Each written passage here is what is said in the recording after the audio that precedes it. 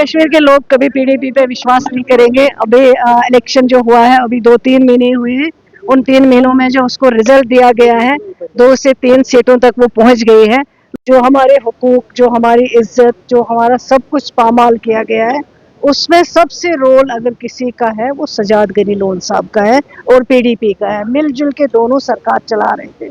उनके दौरे इक़्तिदार में जो यहाँ तबाही और बर्बादी हुई, अगर उसका खुलासा किया जाए तो मुझे नहीं लगता लोन साहब जो है वो असेंबली में खड़े हो सकते हैं। स्पेशल स्टेटस का मतलब ये 370 है और एनसी ने पहले भी यही कहा है। हम कोशिश करेंगे, क्योंकि ये जो रेजोल्यूशन हमने शुरू में ही पास करवाया है असेंबली में, चाहे वो स्टेटहुड का रेजोल्यूशन हो, चाहे वो 370 का रेजोल्यूशन हो, इन लोगों को ये हजम नहीं हो रहा। अब ये अपनी रोटियां सीखना चाहते हैं।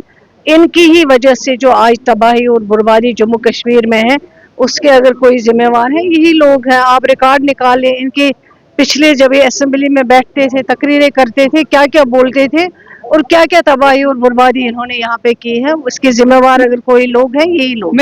सारे उनके मंसूबे कामयाब किए। नॉर्थ पोल साउथ पोल मिलाने की बात जब उसने की, उसी के टाइम पे यहाँ 370 को ख़त्म किया गया है, उसी के टाइम पे स्टेटहुड को ख़त्म किया गया है। वही थी जिसने कहा था कि कैंप में क्या जवान अगर मर जाता है, वो क्या कैंप में दूध और टॉफी लेने चला जाता है। वही बैठती थी, वही बीजेपी को कहती थी कि अगर कोई जम्मू कश्मीर का सुधार कर सकता था वो बीजेपी कर सकता। उस टाइम उसके सारे रिकॉर्ड निकाल लीजिए, उसकी सारी तकरीरें जो उसने की हैं। सबसे ज़्यादा पब्लिक सेफ्टी एक्ट में जो गिरफ्तार किए गए जवान, उनके दौर में, उसी के दौरान में किलिंग सबसे ज़्यादा यहाँ पे हुई है। जब वो चीफ मिनिस्टर, पैलेट गन वहीं चला, कितने सारे लोगों को उसने अंधा कर दिया अपने दौरे इक़्तिदार में। मुझे पहले समझ नहीं आता वो किस मुंह से आज बात करती हैं। कल जब इक़्तिदार में थी वो टॉफ़ी और दूध की बात करती थी और आज वो लोगों को कहती है कि मैं उनके हमदर्द हूँ। लेकिन जम्मू कश्मीर के लोग बहुत समझदार हैं, बहुत होशियार है। उन्होंने जो थप्पड़ उनको अभी इलेक्शन में मारा, वो थप्पड़ से अभी वो संभल नहीं पा रहे हैं, घूम रहे हैं ऐसे आगे पीछे, तभी उनके ये बयानबाजी। वो कश्मीर के लोग कभी पीडीपी पे विश्वास नहीं करेंगे। अभी इलेक्शन जो हुआ है, अभी 2-3 महीने हुए हैं।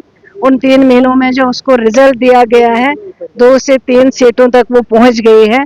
लोगों ने उसको मौका दिया था, 2002 में दिया था जब उसने सरकार बनाई, कुछ नहीं कर पाई तबाही और बर्बादी के बगैर। फिर उसको मौका दिया था 14 में, और 14 के बाद तो कभी लोग ये गलती, मैं समझती हूँ कि नादानी में भी नहीं करेंगे।